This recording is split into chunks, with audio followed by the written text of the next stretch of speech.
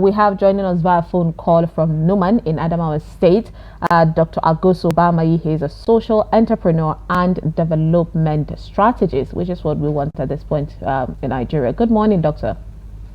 Good morning, and thank you for having me. No, thank you for your time. I appreciate you joining us. But, Doctor, you know, when situations like this, I always get excited talking to you about it. You are someone who has a lot of insight when it comes to ways in order to, and strategies that could be used in order to get development in a country. So what do you think about this presidential jet conversation happening on every social media platform? Do you think it's reckless, indulgence on the government side, or is it a necessary expense?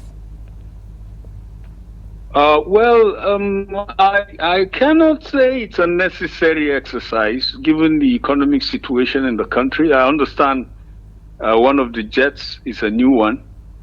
The other two have been around for a while, and it's what I have been saying, and a lot of thinking Nigerians have been saying. The cost of governance it's very, very high in Nigeria. And a lot of the things that people who are in government do, and there are laws backing these things that they do. It's not that they just get up and do them. For me, those laws are unnecessary. A lot of these things that they do are really not necessary, especially in a time like this one in which we live. I mean, in my normal thinking, as a normal person, as a normal Nigerian, this is not the time to buy a presidential jet. But like I said, one of them is a new one. It's the other two that have been around for a little while. So we have created a scandal. It's a major international scandal.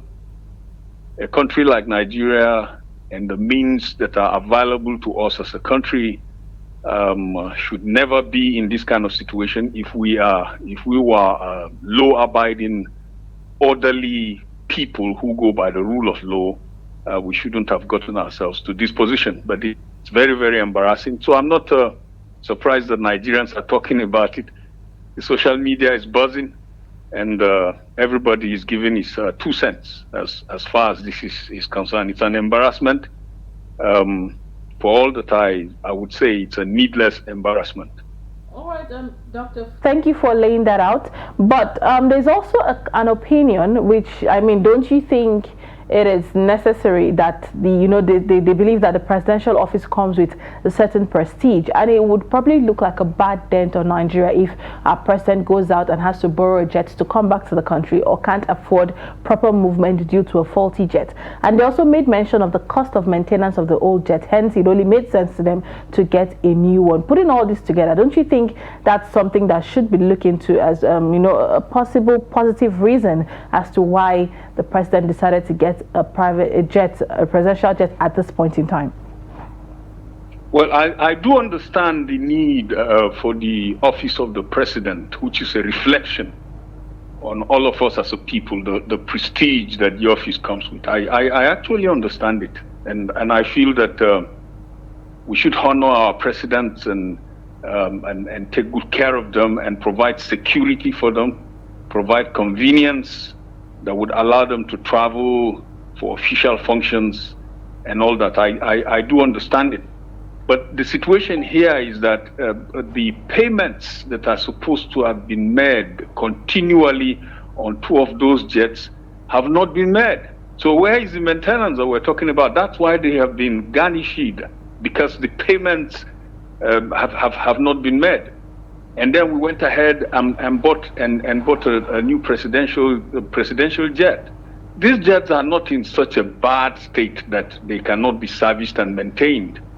And the economic situation in the country dictates that we reduce costs and manage what we have. So as far as this is concerned, the presidency has not given us an example of proper management of the resources we have. These jets are in a state that they can be maintained. We have not done that. We've not done continuing payments on the jets that we're using, and we have created a problem for ourselves, an image problem.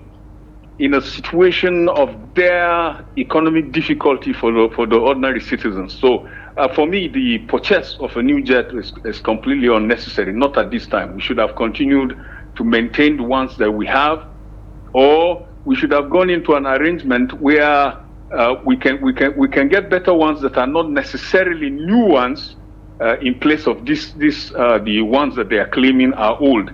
But to go for a brand new jet over $100 million in a situation that we are in as a country at this time, for me, is completely unnecessary. Yeah.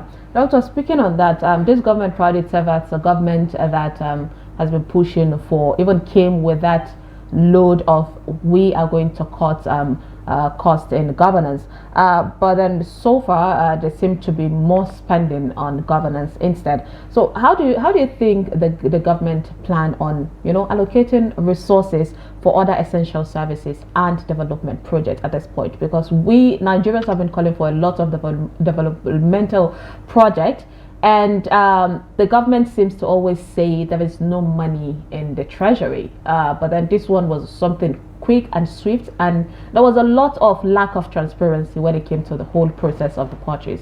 I'm sure you were with me on how Nigerians just lost it when they started hearing it, and it was like a rumor, and then it went quiet, and then all of a sudden they're back. So what is your take on how the government pick priority of removing tons of money on other things, but then when it comes to economic reform there seems to be a bit of sluggish behavior? Well, when people in government say to you there is no money, it simply means that there's no money to attend to those things that they consider not as priorities.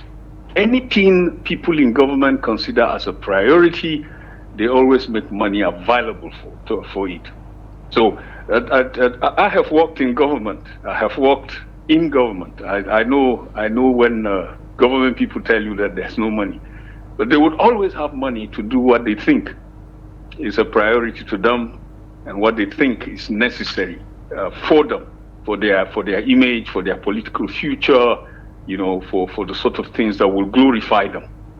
And that is why you have recurrent expenditure in Nigeria higher than capital expenditure. Capital expenditure are monies that government would use to put infrastructure on ground, which is necessary. In fact, infrastructure is necessary to reduce the cost of governance. E-governance, for instance, we don't have the infrastructure for that. But if we have e-governance in place, like they have in India or Kenya or even Ghana here, it will reduce the cost of governance. But we don't have the infrastructure in place. They won't put that in place.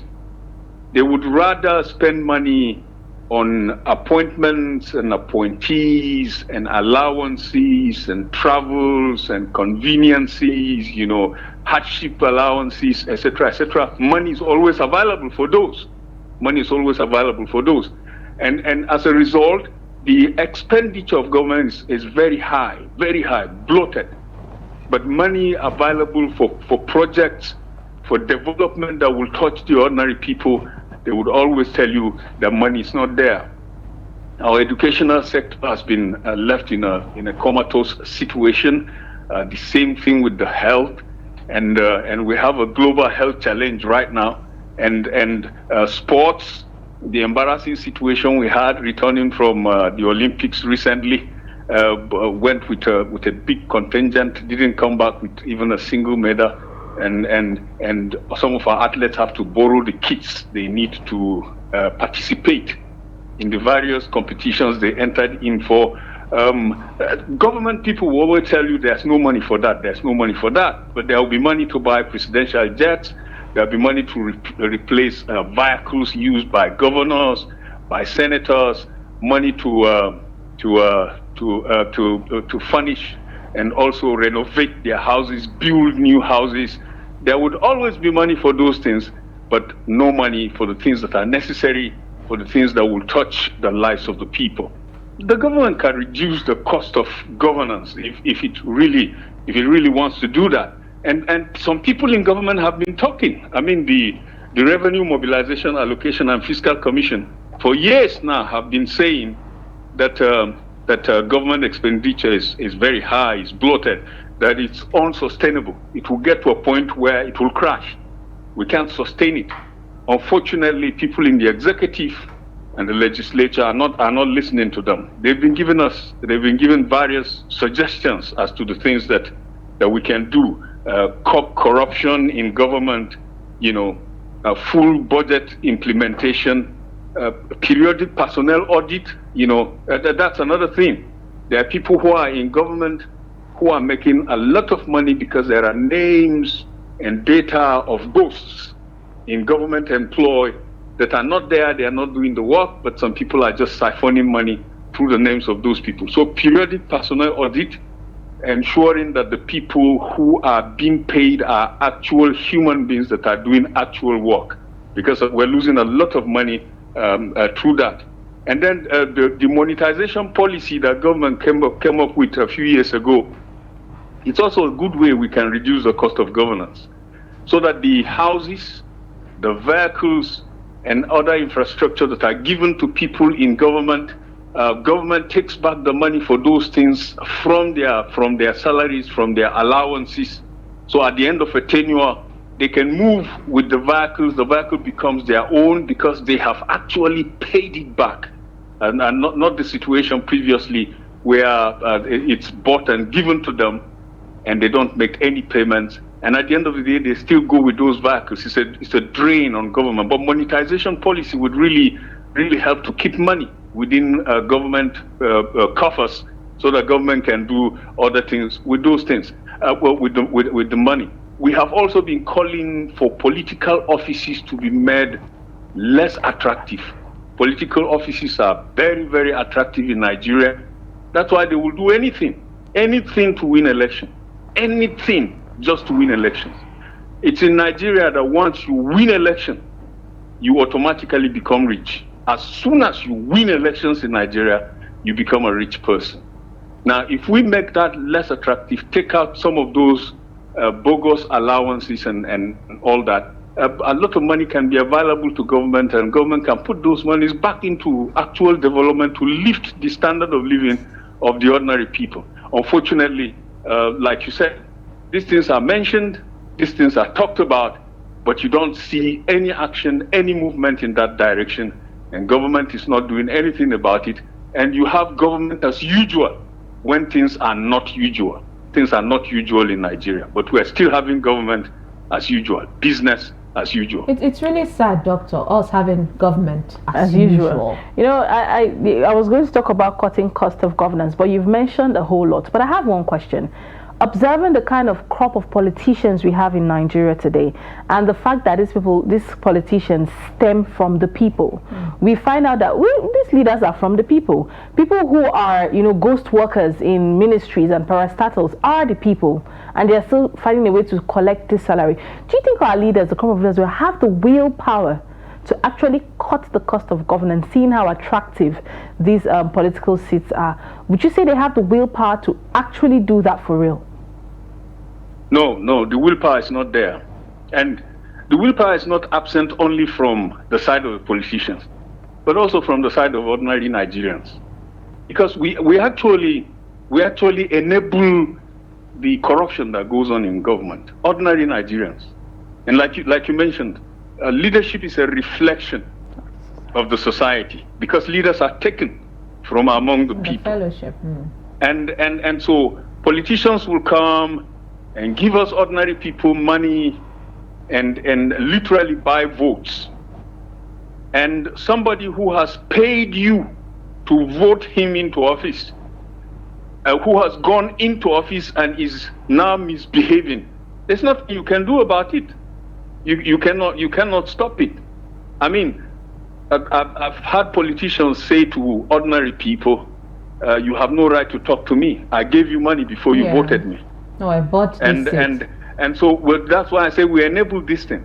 So the lack of willpower is not only on the side of the politicians, but also on the side of ordinary Nigerians. Do we have the right attitude towards life? Do we have the right attitude towards governance? Do we have the right attitude towards development? I mean, it's in Nigeria where government property is nobody's property. You find students in government schools breaking window glasses and destroying property without any, because they don't have any sense, they don't have any feeling that these things belong to us, that these things are for our good. They say it's government property, therefore it's nobody's property. All right, so Doctor, quickly, with that kind of attitude. Quickly, I want you to address this. Already, as much as we're blaming the government, we're also adding to this problem. So how can we ensure accountability and transparency as people?